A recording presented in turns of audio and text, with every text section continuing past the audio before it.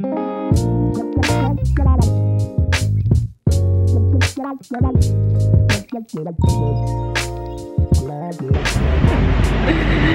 tout le monde, bienvenue dans cette nouvelle vidéo.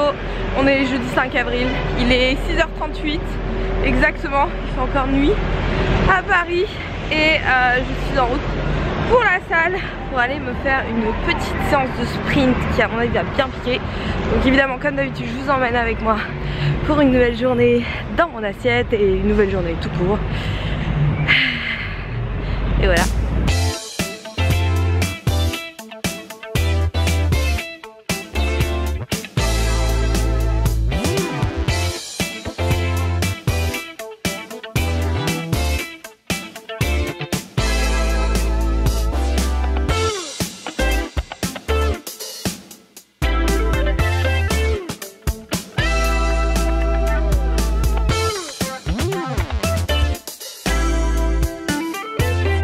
Alors petite précision sur les sprints, déjà mettre une pente parce que sinon c'est le tapis qui vous fait courir donc c'est pas très intéressant. Donc moi je mets 2% et je fais très exactement entre 10 et 12 rounds. Alors là j'en ai fait 12 aujourd'hui, vitesse maximale. Donc aujourd'hui c'était 18 km/h. J'avais les jambes complètement mortes de ma grosse séance de deadlift d'hier. En général je suis entre 18 et 20 km/h. Donc le but c'est de courir pendant 20 secondes et d'avoir 40 secondes de récupération passive parce que vous avez été nombreux à me le demander. Et comme il s'agit de sprint, le but c'est vraiment de choisir la vitesse la plus élevée possible. Donc clairement les dernières secondes, il faut vraiment que vous ayez l'impression d'y laisser vos poumons, vos jambes, tout.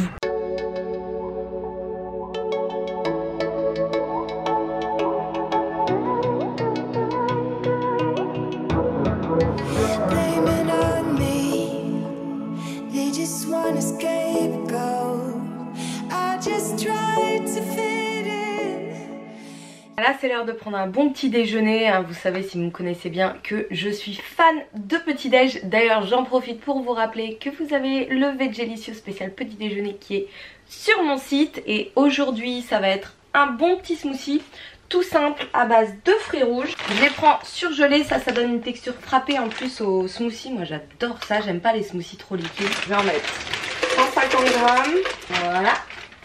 Je rajoute un petit peu de banane surgelée. Alors ça c'est moi qui l'a congèle moi-même. Donc la banane très bien pour vous faire des petites nice cream également. Pareil je vais mettre 150 grammes. Ensuite je rajoute une petite cuillère à café de poudre de maca. Si vous ne savez pas ce que c'est, j'ai écrit un article sur les super aliments pour le site espacemusculation.com. Je vous mets le lien en barre de description. Et en plus la poudre de maca ça donne un petit goût sucré, moi j'aime beaucoup.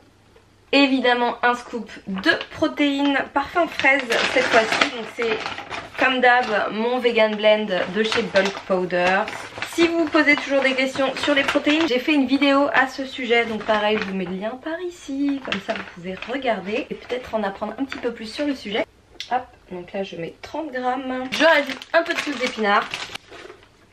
Ça, pour tous ceux qui n'aiment pas trop manger de légumes, c'est un bon moyen d'en rajouter, vous les sentez absolument pas. Et pour finir, je rajoute un petit peu de Liquiflave parfum vanille. À peu près 200 ml d'eau. Ouais, on va mettre 200, normalement ça devrait aller. C'est parti, c'est le moment où mes voisins m'adorent. Donc comme d'hab, hein, mon super blender, celui-ci je crois que vraiment je pourrais plus m'en passer. Il est absolument parfait, vous pouvez vous faire des méga smoothies, vous pouvez vous faire des super cookies doux, tout y passe et notamment grâce à ce petit truc là. Hop.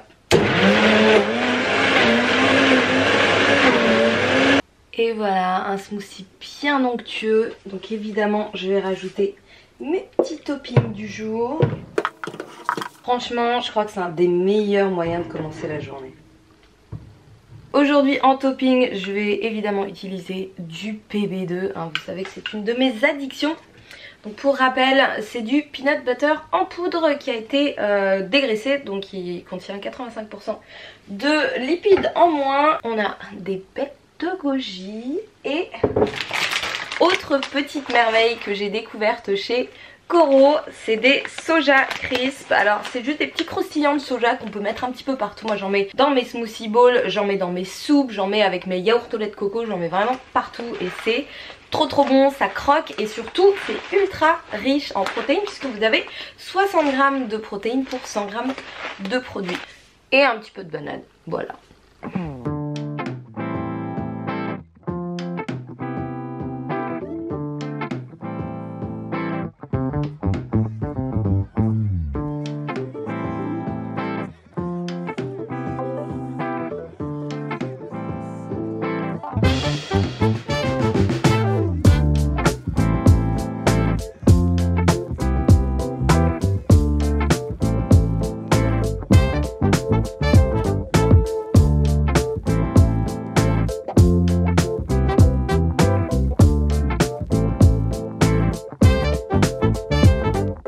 A few moments later. De retour à la salle. Bon, aujourd'hui c'est plutôt cool, je vais faire de la mobilité, je vais travailler mes handstands, je vais m'étirer et bosser le centre du corps. Donc en gros sur une semaine, en général ça donne une grosse séance haut du corps plutôt axée épaules, triceps. Ensuite une séance bas du corps avec du deadlift, soit conventionnel, soit sumo. Ensuite je fais une petite coupure avec juste du cardio comme ce matin, du sprint et travail de mobilité, souplesse, etc. Demain je reprendrai avec du squat et une séance booty à fond. Après-demain ce sera dos et ensuite je pense que je me referai une séance un peu plus cardio, soit un full body, soit un bon gros circuit, soit du cardio et des abdos, mais voilà, en général ça donne 4 grosses séances muscu dans la semaine, de temps en temps une 5e et plutôt en full body la 5e et 1 à 2 séances cardio, mobilité, centre du corps dans la semaine. Voilà, et je varie beaucoup, hein. Je fais pas souvent la même chose en fait d'une semaine à l'autre, mais j'ai quand même certains mouvements principaux comme le soulevé de terre, comme le squat, comme les tractions qui restent évidemment. Bon allez, c'est parti. Oh, j'ai pas pris d'élastique.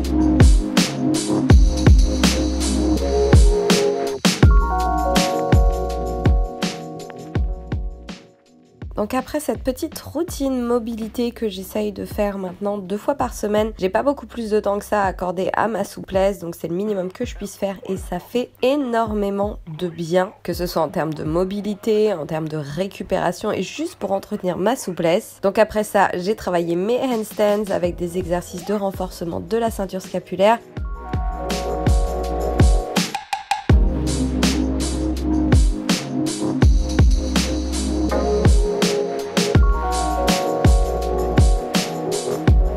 Pour reposer mes épaules, entre chaque série sur les mains, j'alterne avec des abdominaux, donc ça peut être du hollow body hold, ça peut être des knee tuck, toujours façon pilates avec le ventre bien rentré, les abdominaux profonds bien engagés, le plancher pelvien bien engagé. D'ailleurs, si vous voulez en savoir plus, j'ai écrit un article pour espacemusculation.com dont je vous mets le lien en barre de description. Alors clairement, les handstands, quand on arrête d'en faire régulièrement, on perd tout. Donc là, j'ai énormément régressé. Faut dire que j'ai pas vraiment le temps de les travailler en ce moment, mais là, j'essaye de m'y remettre au moins 2 fois par semaine et j'espère voir des progrès revenir au fur et à mesure.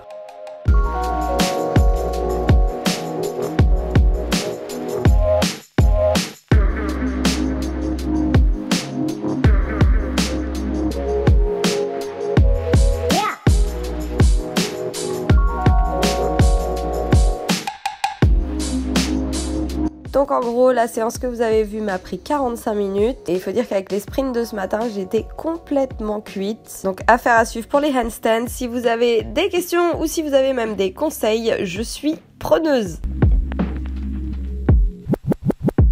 This is the end of side 1 of this record. Please now, turn it over for the second side. Petit ravitaillement express chez Bio C'est Bon. J'ai repris des patates douces, brocolis, concombre, du kale que je vais utiliser maintenant, un petit peu de tomates, des épinards, des champignons, origan, un avocat qu'il faut que je fasse mûrir, du lait d'amande, des haricots noirs, les plus riches en protéines. Ça c'est pour demain parce que je vais me mettre à faire des petits maquis. Et je suis verte, ils n'avaient pas de tempeh. Par contre j'ai pris du tofu soyeux que je mets dans mes soupes en général ou avec lequel je fais des sauces. Du seitan, le tofu nature qui me sert à faire plein de choses. Du tofu fermenté aux herbes que vous avez vu dans ma précédente vidéo. Sojami qui va me servir pour mes petits maquis parce que je vais faire des cream cheese maquis. Et j'ai trouvé le Saint Graal. Alors je sais pas du tout ce qu'ils valent. Des edamame, mais c'était les seuls qu'ils avaient. Donc on va voir ça.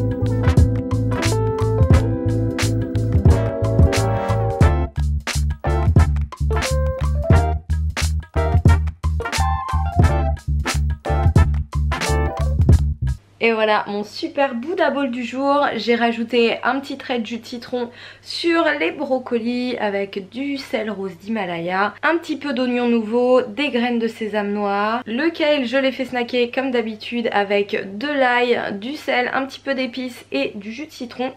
Et je pense que ça va être vraiment très bon.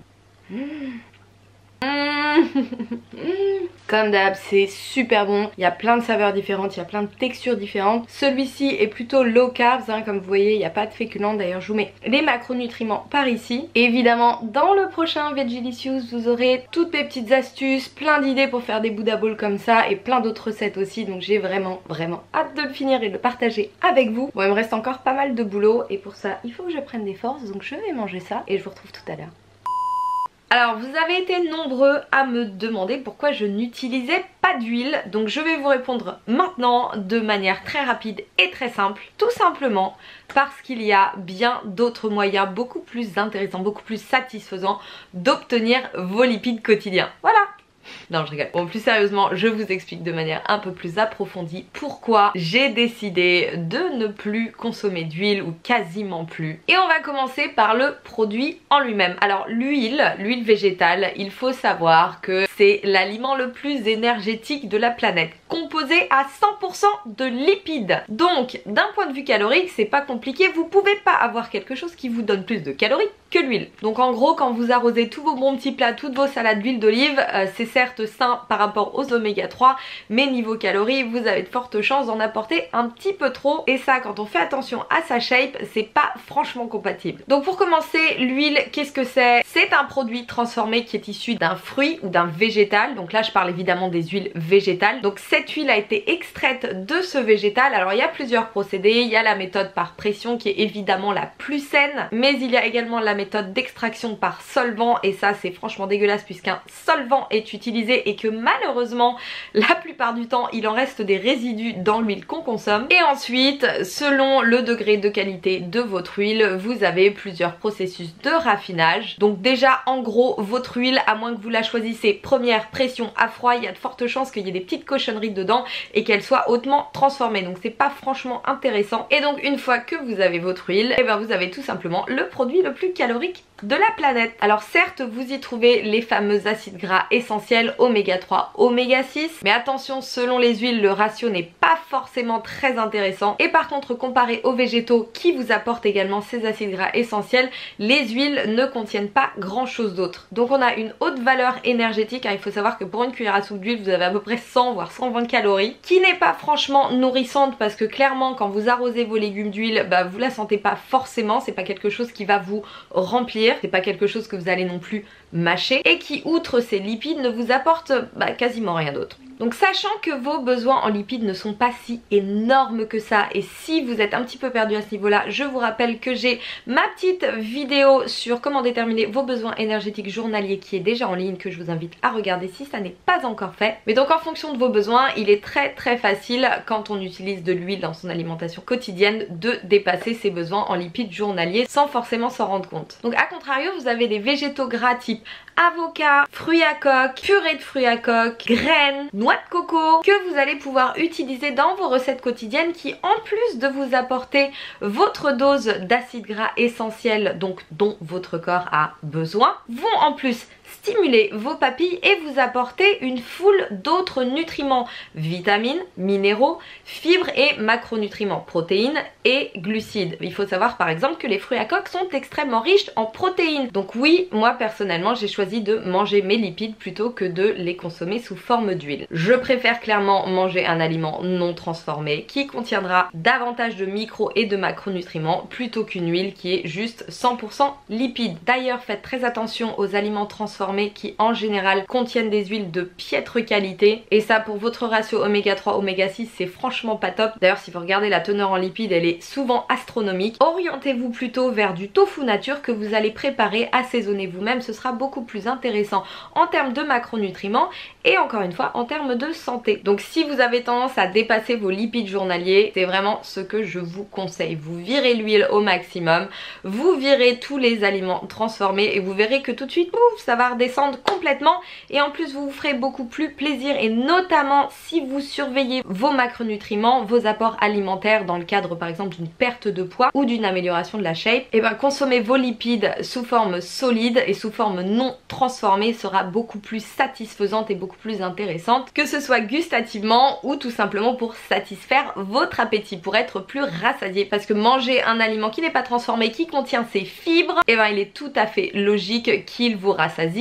davantage. Alors concrètement vous allez me dire ouais mais l'huile c'est vachement bien pour que ça accroche pas à la poêle. Alors je vous dirais que déjà surchauffer l'huile pour une cuisson à la poêle c'est pas franchement l'idéal, et que maintenant en plus vous avez des poêles anti-adhésives qui sont extraordinaires, dans lesquelles vous mettez juste un fond d'eau comme vous voyez le faire dans toutes mes préparations, et vous verrez que vos légumes, que votre tofu, que votre tempeh n'accrocheront pas plus que ça, et au pire, dans le pire des cas, si ça accroche, et ben c'est pas grave, mettez votre poêle à tremper juste après. Je pense que ça vaut le coup plutôt que de manger des résidus d'huile brûlée. Enfin en tout cas c'est mon avis, je pense que ça vaut le coup de faire un poil plus de vaisselle. Et encore une fois, si vous avez une poêle de bonne qualité, ça n'est même pas le cas. Donc pour la cuisson, un fond d'eau, que ce soit pour faire dorer vos oignons, sauter vos légumes, cuire votre tofu, votre tempeh, etc. c'est absolument parfait. Et là pour le coup vous avez 0 calories. Et pour vos assaisonnements, comme vous me voyez le faire dans quasiment toutes mes recettes, utilisez des aliments les moins transformés possibles. Dans ma dernière vidéo vous m'avez vu utiliser de l'avocat que j'ai directement mélangé à la salade. Ça c'est super bon, c'est super sain et c'est franchement pas compliqué à faire. Et pour toutes les vinaigrettes, soit je ne mets pas d'huile, comme celle que je vais faire ce soir d'ailleurs, soit je mets une matière grasse qui est beaucoup moins raffinée, beaucoup moins transformée, sous forme de purée de fruits à coque, de tahini, de purée de pistache, de beurre de cacahuète, enfin plutôt purée de cacahuète parce que le beurre de cacahuète que vous trouvez au supermarché, c'est de la purée de cacahuète avec beaucoup d'autres cochonneries dedans. Et ça vous fait des sauces qui ont un goût extraordinaire, qui ont plus de texture, qui sont plus crémeuses que les vinaigrettes traditionnelles, donc c'est ultra bon.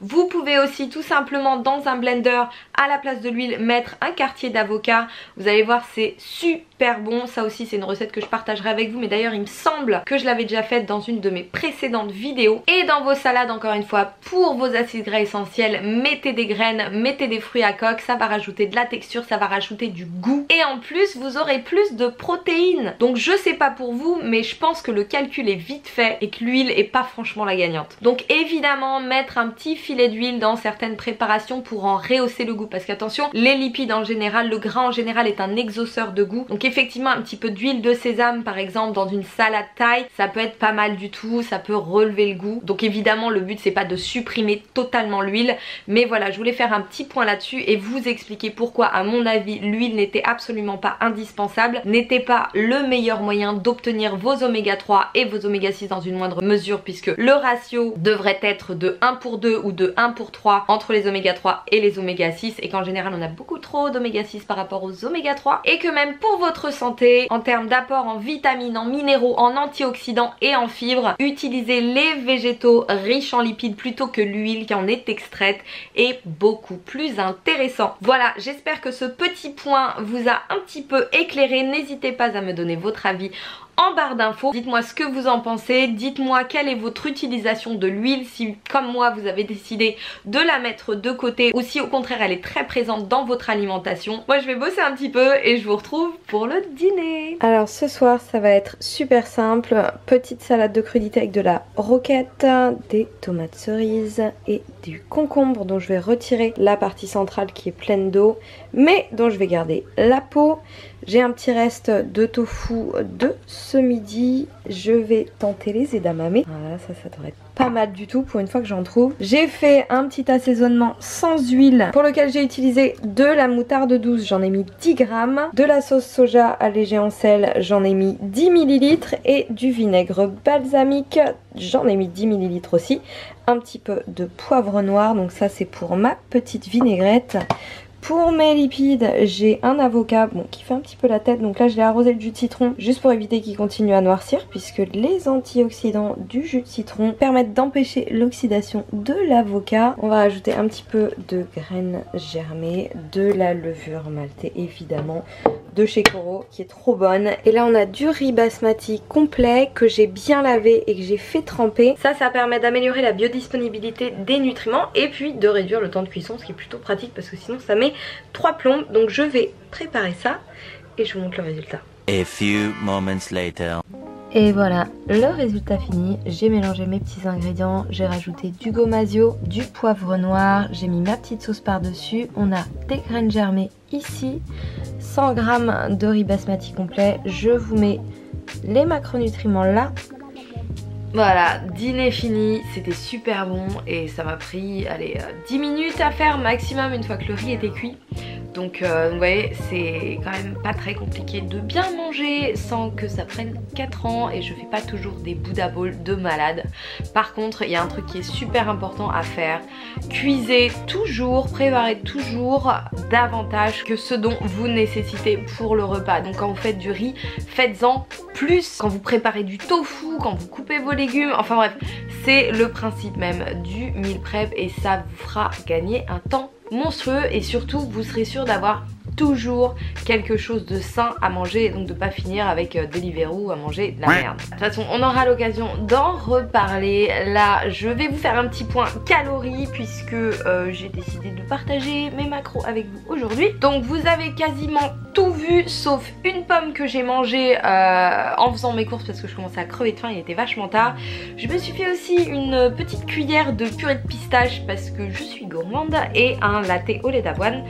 Donc avec les 3 repas ça nous fait un total de 1637 calories dont 100 g tout rond de protéines, 52 g de lipides et 189 g de glucides, ce qui nous fait 25% de protéines, 29% de lipides aujourd'hui et 46% de glucides. Je suis un petit peu, enfin je suis pas mal plus basse que mes besoins habituels parce que très honnêtement en ce moment le week-end je profite bien donc je rattrape un petit peu la semaine, hein. Le but c'est de créer un déficit la semaine, pas trop gros mais en tout cas qui puisse tamponner les éventuels petits plaisirs du week-end qui consistent la plupart du temps à faire des bons burgers végés, des frites de patates douces au four et un truc qui est absolument génial qu'on peut trouver maintenant chez Monoprix, de la glace à base de lait de coco. Ça c'est absolument trop bon avec de la coquille d'eau. Donc voilà, je rattrape un petit peu la semaine, ça me permet quand même d'avoir la forme pour mes entraînements et de me faire plaisir en mangeant. Voilà, fin de la journée pour moi, fin de la vidéo, je vais vous laisser, je vais lire mon fameux bouquin du docteur Michael Greger qui est juste extraordinaire, que je lis très lentement parce que c'est en anglais et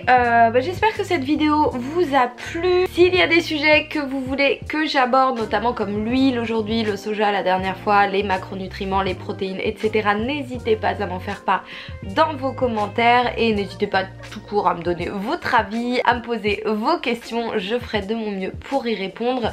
Moi en attendant je bosse à fond sur le tome 2 de la série Vegelicious et comme d'habitude prenez soin de vous, mangez bien, entraînez-vous bien et je vous dis à la prochaine.